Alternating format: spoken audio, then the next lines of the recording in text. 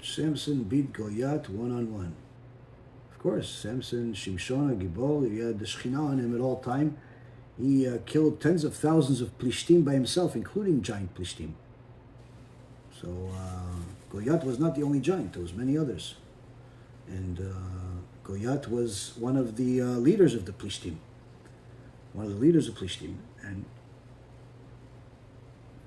Goliath was defeated by David HaMelech, which was not a giant. In fact, he was also beat up by Shaul HaMelech. After one of the wars that at the time of Eli Cohen, where his two sons were wicked, so Hashem punished Am Yisrael, where they lost the war to the Plishtim, and the Plishtim ended up stealing the Aron HaKodesh from the Jewish people, and that army was led by Goliath.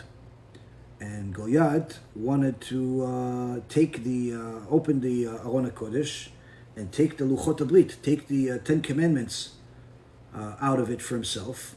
When Shaul, which was still a young man before he became king, heard that the Aron HaKodesh was stolen, he literally got superpowers, where he started, running towards the Plishtim camp by himself.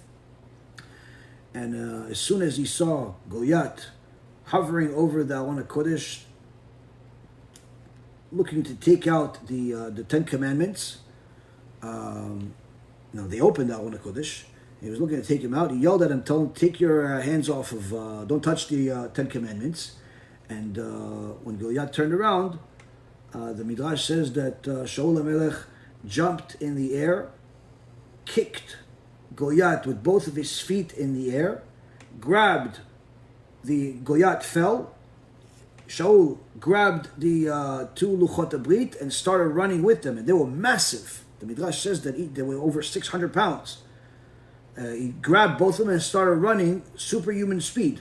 Obviously, HaKadosh Baruch Hu gave him superpowers in order to do this, and he ran all the way back to the Mishkan, to the Tabernacle, to where Eli Cohen was.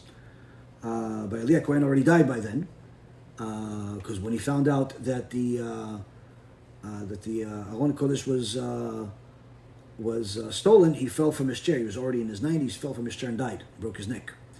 But the point is that Goliath was the one that was leading that army already for a while, and he was not only eventually killed by David, he was also beat up by Shaul, and Shimshon was a massive powerhouse, not because of his own physical power, but because of the Shekhinah being on him. So Shimshon, who was a prophet and was someone that killed literally tens of thousands of Plishtim by himself. In one of his first battles, he killed over 3,000 Plishtim by himself. 3,000 by himself. In another battle, he killed 30,000 by himself. So, as strong as Goliath was, he wasn't stronger than 3,000, needless to say 30,000 Plishtim. So Shimshon had superhuman strength that was all given to him by HaKadosh Baruch Hu. In one of the cases, he killed the Plishtim with the jaw of a donkey. So, the more you learn about the different parts of the Torah, not only do you have answers to your questions, but also you have answers to things you didn't realize you had questions about. Like, for example, where do these Hollywood producers get their ideas for superheroes or for different characters in their films? Whether it's Arthur that was plagiarized from Moshe Rabbeinu, or it was the Incredible Hulk that's plagiarized from Yehuda, or it's a lot of the other superheroes out there. All this, you'll have to know that the people that wrote these superhero stories were Jewish people that left the yeshiva and knew a lot of Torah and took parts of the Midrash and wrote them as their own stories and made money out of it. The guy that started the whole Marvel, he was a former yeshiva bachur. Went off the derech, obviously, but the point is that that's all these superhero stories come from the Torah. All these superhero stories come from the Torah. A lot of the stories. How is Arthur plagiarism of Moshe? There's a story that in the Midrash that Moshe Rabbeinu took out the staff out of the ground when it was stuck there for many years. When he came to the house of Yitro, they had the staff that Hashem gave initially to Adam HaRishon.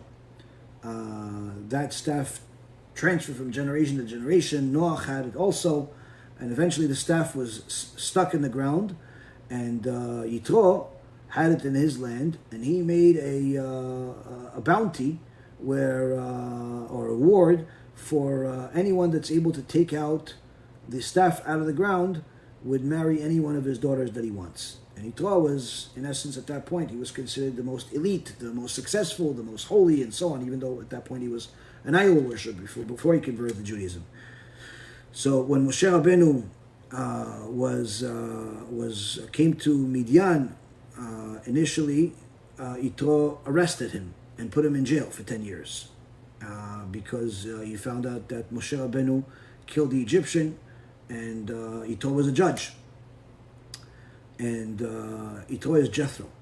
And he put him in jail for 10 years, and in essence, trying to kill him by not feeding him. But Yitro's daughter, Tzipora, who eventually becomes Moshe Rabbeinu's wife, she would bring Moshe food and water to keep him alive.